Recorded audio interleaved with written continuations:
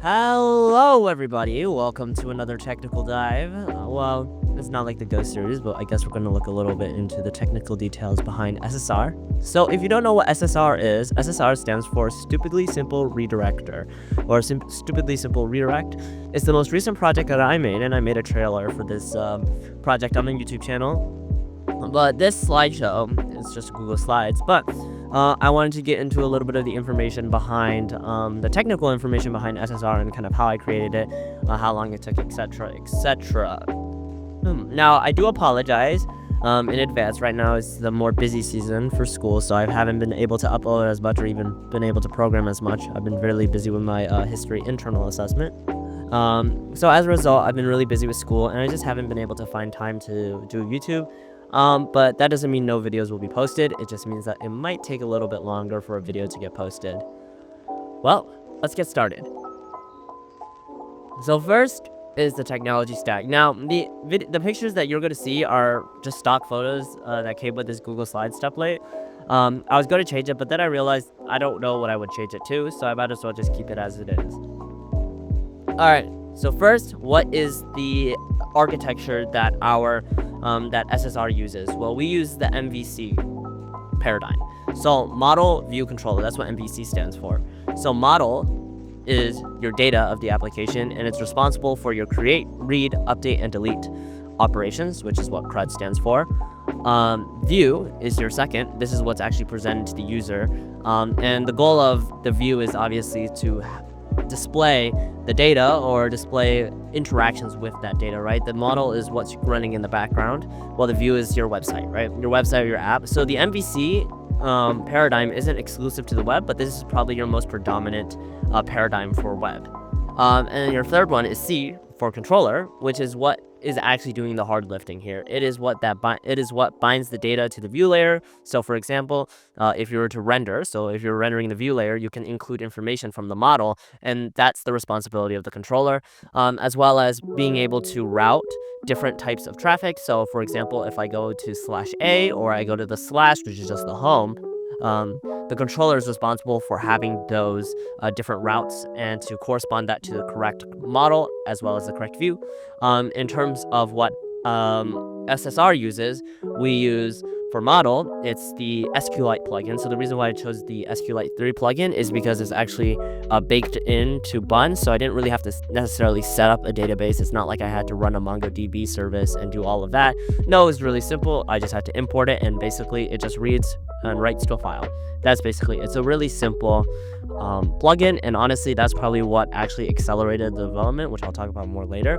But honestly, the reason why I created SSR, well, I've always had a project like SSR in mind, but when I was reading the documentation and looking into the SQLite plugin, I figured that SSR would make a great project for it. So I actually decided to, turn my SSR project into, or my idea into an actual project. Because I've actually thought of making a redirector for a long time. This isn't like the first time I've made something like, or not made, but thought of something like this.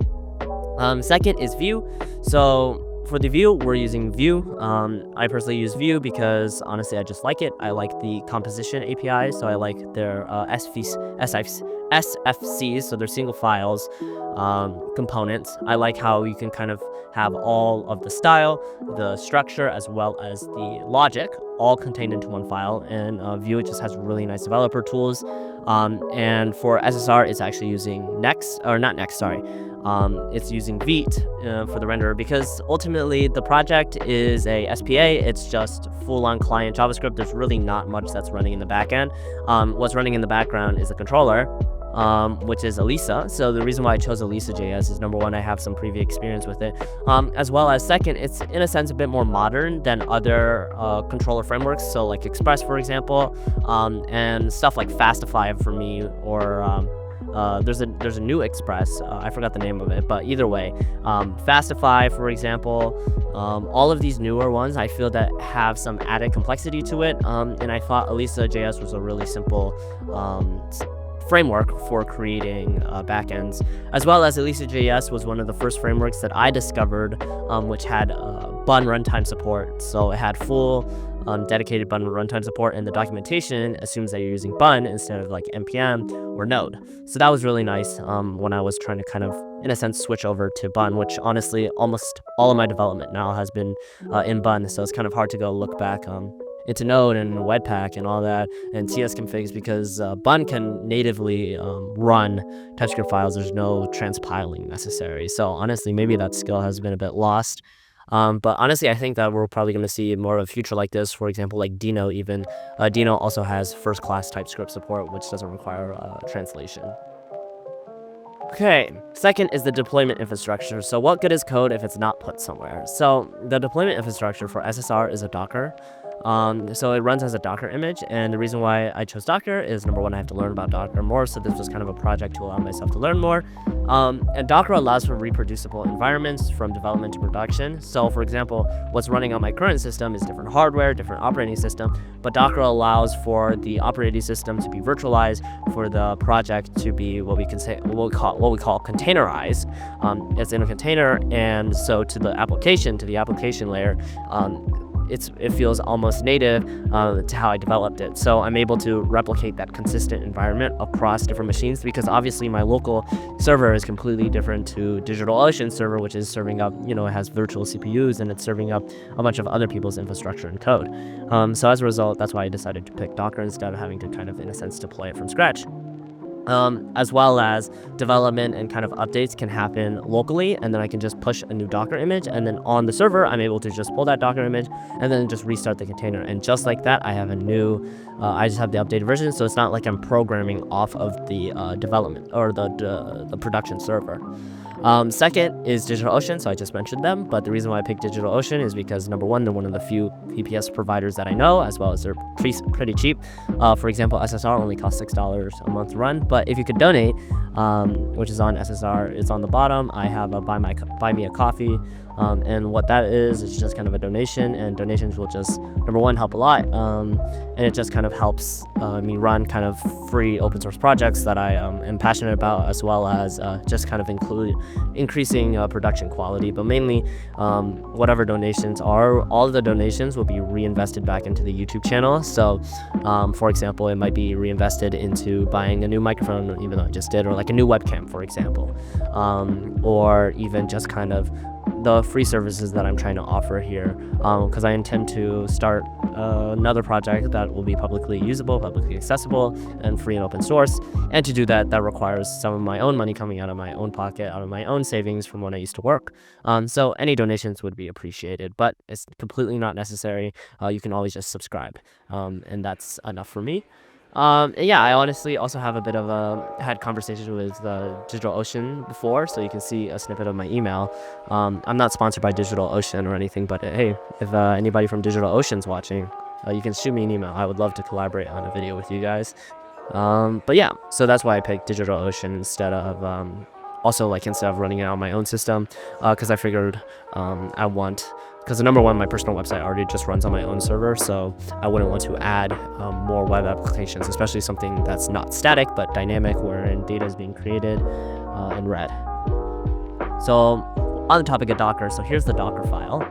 So the Docker file basically defines the steps into producing an image. And so what an image is what, from an image you can create a container. So an image is almost, in a sense, like the environment, right? The environment for running that project or running your code. And you can see, so the Docker file is responsible for creating that image. And then on the right side, you can see on my Docker, which you can access through ssredirect.lol/a/docker.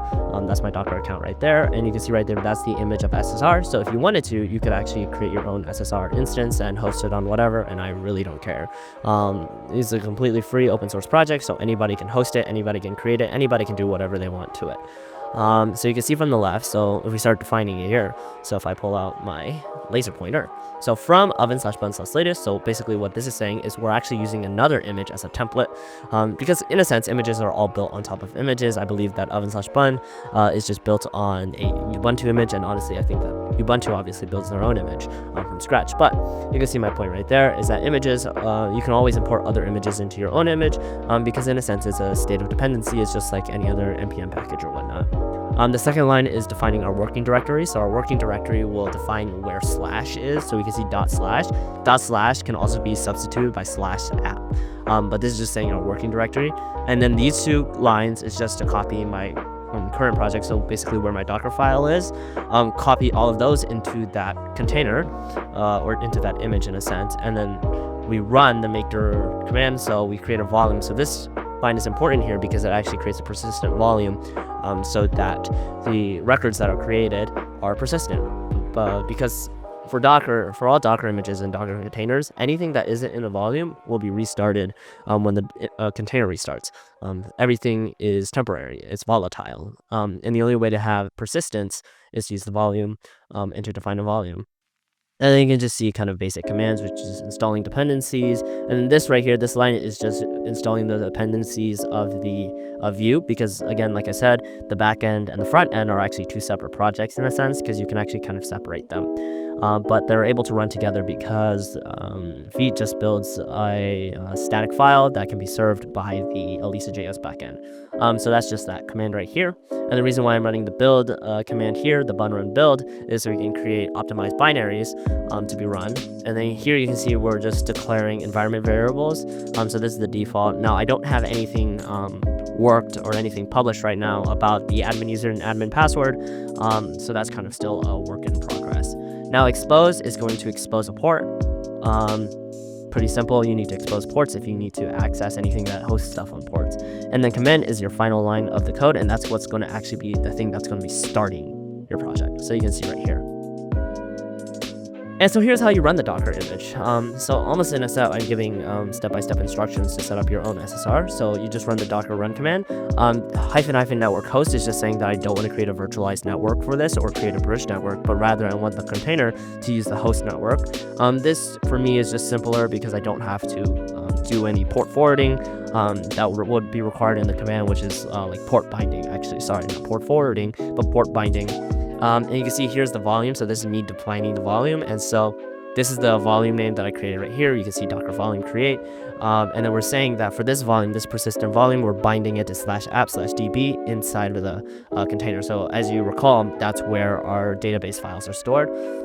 -d stands for detached. That just means when I run this command, it won't lock up the terminal. So I'm able to exit the terminal just fine because it just runs in the background. Restart always. This is just the command saying that whenever I need to restart, whenever it crashes or whatever, it's just going to automatically restart, or like whenever the system powers off, it's always going to just restart. And then here's just the Docker image. So you have my username, and then it's separated by the name of the image and then the version. And then yeah, you can get this image by just running this command, docker pull as Rainoir's SSR latest. Latest is obviously just the latest version I published. So here's data modeling within SQLite. So I'm using SQLite, so you can ignore this for now. That's for future things. So I've already written a bit of it in code, but it's not the one that's on production. And then here you can actually kind of see the structure of, so there's two separate files, two database files. One is for the admin accounts and the other is for the redirects. So the admin account has two tables. One of them is the admins and the other is reports. So the report is going to be a function in the future where if any links are illegal or whatnot, will just get reported, and then admins can review those redirect links. And obviously all of this is done anonymously. It won't be any identification because I don't collect any information about, and I'll literally show you that this here, right, this is the data structure here, which is the ID, the target URL, the custom URL, and then the time it's created at. That's the only information that I retain on any of the creations of the redirects. And you can see that the redirects at SQLite just has one table right there. So for the admins, there's an ID, the username, the hash, and then the salt. So the hash is going to be your hashed password, and then the salt is going to be the salt of the password, and then reports is obviously in development right now. And you can see right here, these two lines right here is what's ultimately creating those tables if it doesn't exist, which is denoted here by the if not exists. Now also, there's a memory cache. So this is actually technically a SQLite because SQLite can also create databases in memory instead of on disk, but this is actually not used for anything. And this is not actually SQLite. I was mistaken. This is just a hashed mapped. That's it. But it's not used anywhere else in the program because I haven't gotten time to work on it. And then down here is querying for the admin account. So it's basically checking if there's no admin accounts. It's just going to create the I guess you could call the master admin account right here, where we just generate random salt, and then we hash the admin password with that salt, and then we insert into the database right here, insert to admins that information. So we kind of create it. So here's how we run queries. So right now there's only 2 letters of the CRUD, because update, well, obviously I didn't really retain, because there's no information on who created it. There's no actual way to, in a sense, update it, because I can't tell who created it. So why should I allow updating? So there will be no you. And then deleting hasn't been implemented, and I have retained that I would not delete any redirects unless it's illegal, of course, which is why I have the D even in there. But right now that's being implemented. But you can see here, these are the queries we're creating. So you can see that the reporter, oh, so this is the report. So this is kind of a example of what might be implemented, which is the reporter. So I import the report, the target, and then the reason why they're being reporting, or why they're reporting that redirect. Now, again, it's not information about who created the redirect. It's just information about who sent in that report. That's the only information that I would collect, because that's reasonably given up if you're reporting something, if I need to somehow, whatever. And then read, you can see here that this is the read. So this is for the redirect. So first we query the we create a query of that database, which is saying we select the target URL, which is the column, from redirects, which is the table, where cut. So we're looking to match, basically. We're matching where the target URL matches the input, which we denote by the $cut. And then we run the get command, which is saying that we're going to get, and then we can actually pass in the parameter of what this is with the parameter of this function here.